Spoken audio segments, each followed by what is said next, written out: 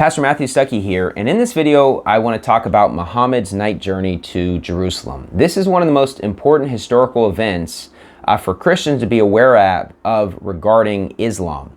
And at this time, Muslims were living in Mecca, and at that time Muslims actually prayed facing Jerusalem, whereas nowadays they pray facing Mecca. This is before they fled from Mecca to Medina. And in the middle of the night, this creature called a Buraq rode Muhammad to Jerusalem in the middle of the night. This is a donkey or mule-like creature with wings. It's got a woman's face, the tail of a peacock, and it's got what looks like a carpet on the back of the donkey or mule-type creature. And Muhammad was ridden or flown to Jerusalem in the middle of the night. And in Jerusalem, he met with all the great prophets that have come before him in all the different seven heavens. He met with Adam and Moses and Jesus and John the Baptist and all of these people and Abraham.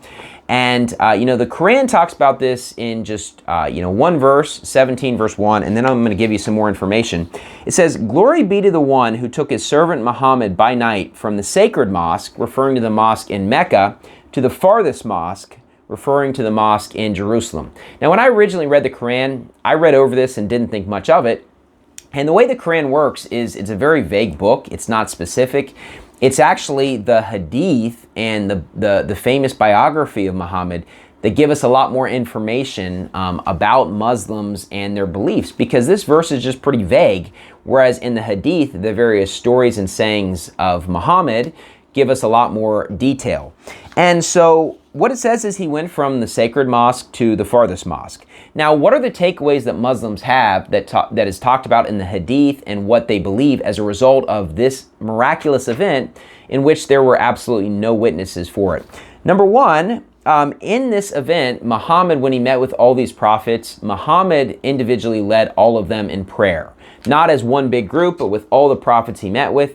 He led them in prayer, and that signals to the Muslims that Muhammad is greater than Jesus and greater than every prophet that has come before him. The other major takeaway is Muslims look at this event, and Allah was giving a promise to Muhammad that Jerusalem belongs to the Muslims. And so 5 years after the death of Muhammad, the Muslims came in and they violently took over.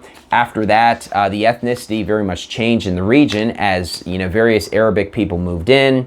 The language ends up becoming Arabic, and they are given basically a promise from God, a holy promise that Jerusalem belongs to them. And so, of course, Israel today and the Jews believe that land belongs to them, whereas Muslims believe that land belongs to them. And so what you have over in Palestine and Israel is very much a holy war, two groups of people. And Islam, they did violently take over. It was not just a peaceful takeover, it was a violent takeover, and it's something they will not give up, which is also why they've never agreed to partition the land, because that would be against their religion. That land belongs to them, according to Muslims, and they will not, make any sort of agreements to just say, we'll take some of it. And so this is a very historic event. It's a very important event, Muhammad's night journey to Jerusalem. And, obviously as a Christian, I don't believe this event. I think you can look at the fact that there's nothing like this in the Old Testament of Moses meeting with former great prophets to show you that this is fake. And of course, there were no witnesses for it.